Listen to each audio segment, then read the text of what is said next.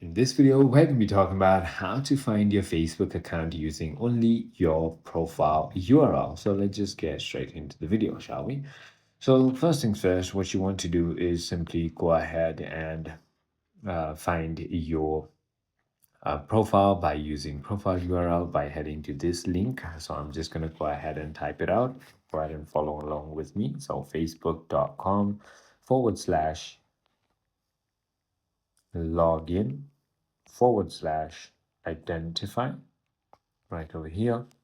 Once you've done that, you're going to be taken to this page where you can simply enter your email or your mobile number and then click on continue, and then your account will be found. But if that is not the case for you, then what you can do is simply go ahead and initiate the recovery by writing the unique username or numeric ID from your URL. So for example, facebook.com/username or facebook.com/profile.php?id equals to then the number to identify the number or the account. This URL helps confirming your identity for password resets. I hope this video clarifies everything for you.